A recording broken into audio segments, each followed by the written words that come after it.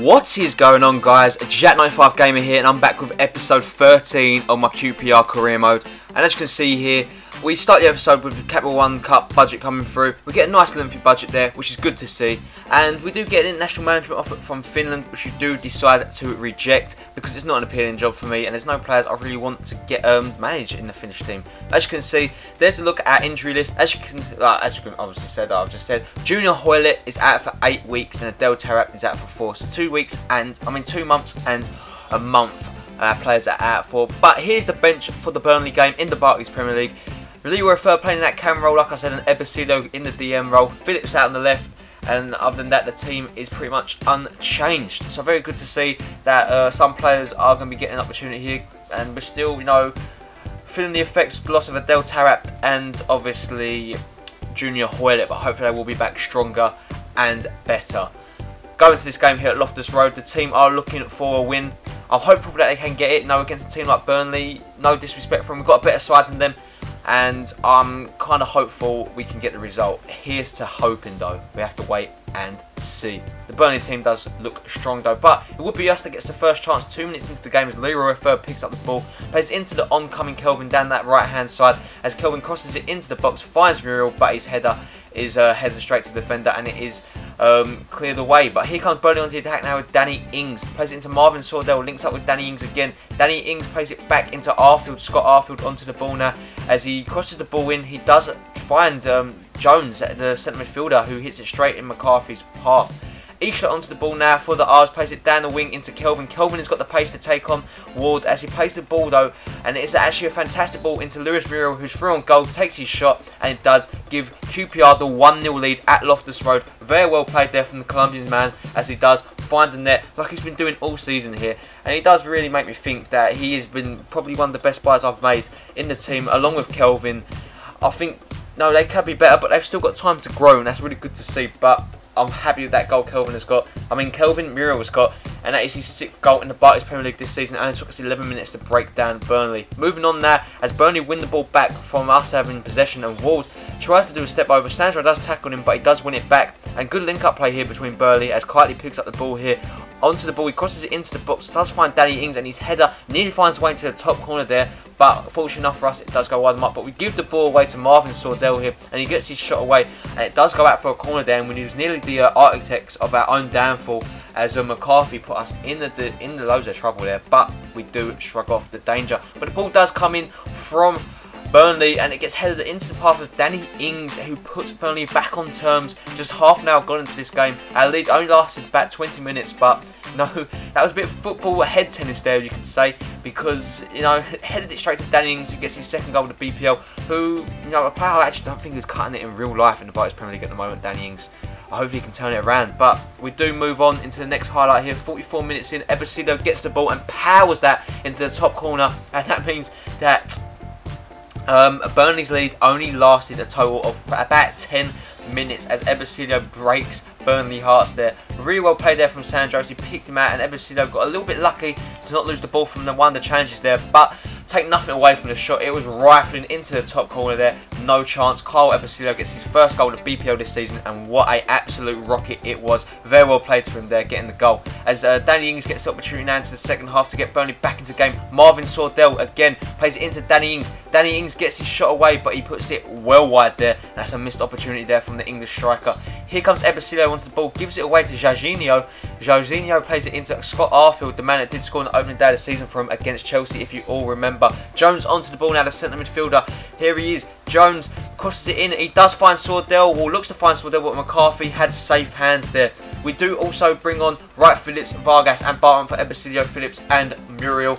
Last 20 minutes to see if they can make a difference in this game. 88 minutes in, and we're looking to put the game to bed here as Leroy Fer plays it into Kelvin. Kelvin is on the break now. Notice that we've got Vargas at the bottom of your screen here. Is he going to play it back to him? Is Kelvin onto the ball? He does eventually cross it in to find Vargas with the header, but a great save there from the Burnley goalkeeper. Keeps going at 2-1, but the corner does come in. It is cleared away only as far as Isla. Isla onto the ball now. Takes it down in control, plays it into Vargas. Vargas onto the ball now, plays it into Sandro for the first time here, puts it into the back of the net, game over, the third goal of the game for QPR, and that means 3 points are definitely wrapped up as Sandro gets his first ever QPR goal, and it's so good to see him celebrating that, because I actually really do like Sandro. He's a good player, and I'm so happy he's found the back of the net there. Look at that, very well played there from the lad, and take nothing away from him, it was an exquisite finish. The R's back with 3 points there in the Loftus Road. It's good to see us returning back to Loftus Road with that result. But Sandro, obviously, all focused on him getting that last goal, and he's absolutely buzzing to get the 3 points there. And it's very good to see. I'm happy that we did hold off. Actually, a good threat from Burnley. You know, they had a really good game, but in the end, Muriel, Everton, and Sandro were the difference to make this game finish at 3-1. Very well played there. Very even game, you could argue, between the two newly promoted sides of the BPL this season. But at the moment, there's an absolute class. Just a complete difference in class between the two sides is what I'm trying to say here. And it showed in this game as Sandro picked up the Man of the Match award. But we go straight into our next game of the episode, and it is a game against Everton. Vargas starts on the bench again as Muriel gets a nod ahead of the two strikers, Austin and Vargas, but the team is unchanged, and hopefully the scoreline will be unchanged as we go into this next game here against Everton, who I think are an incredible team this season, and they're definitely up there to be shot at. You know, hopefully we can get a win against them, but we never know what happens in these kind of games. No Tim Howard in goal, which is good for us. He's been dropped to the bench for Stanek in net. I don't know if there's been a drop in form for Tim Howard, but yeah, that's happened. Seamus Coleman and Leighton Baines do make up. Phil Jagielka on the bench too. Samuel on the bench along with Verona Coney and Gibson. So a lot of big players not playing for Everton today, which is rather weird for me. But Stephen Pienaar picks up the ball here, puts the ball over the top into Leighton Baines. We just can't stop Leighton Baines here as he plays the ball back into the path of McCarthy. McCarthy plays it into Lukaku, and Lukaku puts it into the back of the net just like that. What a finish that was from Romelu. 1-0 to Everton. 2 minutes 48 seconds in, and my word, it was a fantastic finish. He took the ball down, and it was as cool finish as you like as Everton take the lead against us.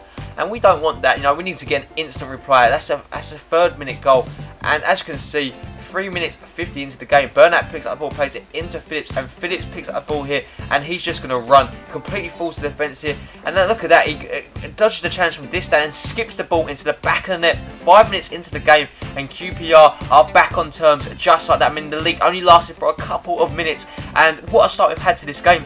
We've had 2 goals in the space of 5 minutes. It's been an absolute crazy start to this game, and Goodison Park is absolutely stunned at this start here because they thought Everton had made the best starts here, but the defence looked just to shake his ass in the opening minutes here, and Matt Phillips celebrates his 2nd goal of the BPL season there with a fantastic finish. Back on terms is what I like to see. As we go on the attack again, Ebercilio plays into Leroy Fer, into Lewis Muriel to put us 2-1 up. It's Muriel to make it 2-1, and he puts it onto the post, and no, I couldn't believe it, but yes, it actually did happen, and Muriel misses a golden opportunity to get a goal here. But Ross Barkley onto the ball now, picks up the ball, a poor clearance from Bernat falls to Kevin Moraes. Moraes onto the ball, misses the first time crossing, but this time he does find a heads corker.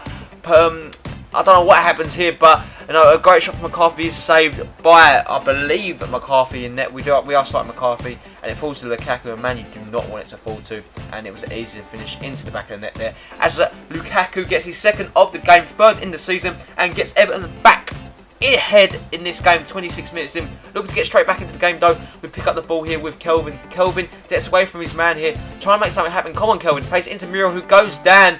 And there's a penalty claim there, but the referee waves it ahead, and nothing happened as we go into the 2nd half of the game here. And check that out from Ross Barkley, an absolute ludicrous challenge in from behind on Ebercilio, and that could mean that the Englishman is in trouble here, and as rightly so, he is sent off. Everton down to 10 men, but they're 2-1 up here. That means they're going to park the bus, and that means that QPR have to come back bigger and stronger now in the 2nd half if we're going to get a goal, because they're going to definitely do everything they can to defend this lead.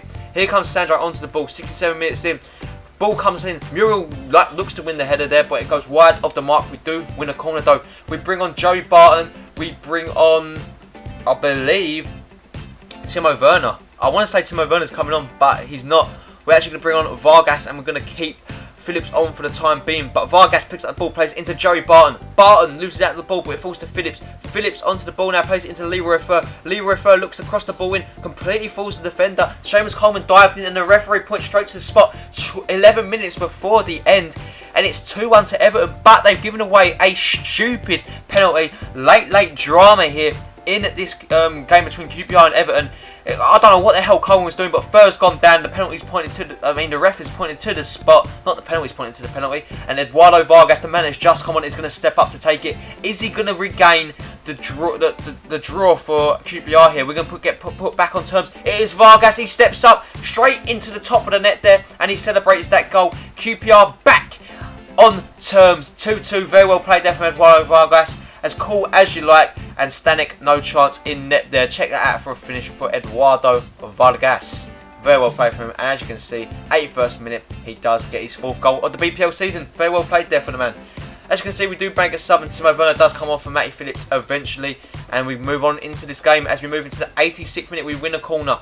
Isla puts the ball into Stephen Corker. Corker whips it all the way in, and it does find Vargas, and it's 3-2 to the R's. What a game this is. 87 minutes in, 10-man Everton are in a world of trouble. What a comeback this looks like from QPR. It's 3-2, like I said, and check that out. The ball comes in. There's just no chance you're going to be saving that ref, or goalkeeper, not ref.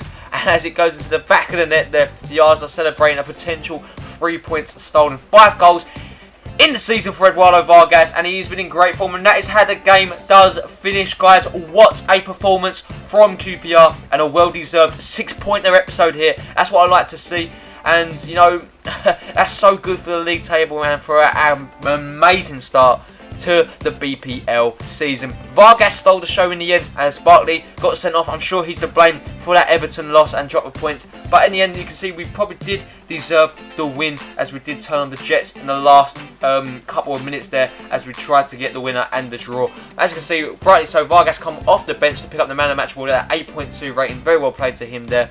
And I'm going to leave you guys looking at the Barclays Premier League table and the match highlights. As always, guys, if you did enjoy this episode, make sure you hit that like button. It's free, and if I hit the number of likes I want to hit, I will upload it again tomorrow. And if you're new around here, guys, and you haven't already clicked that subscribe button, then why not do it now, because it is free, and you know, it doesn't hurt you, and you'll never miss a QPR video ever again. As always, guys, have a nice day, and I'll catch you in the next one. Peace.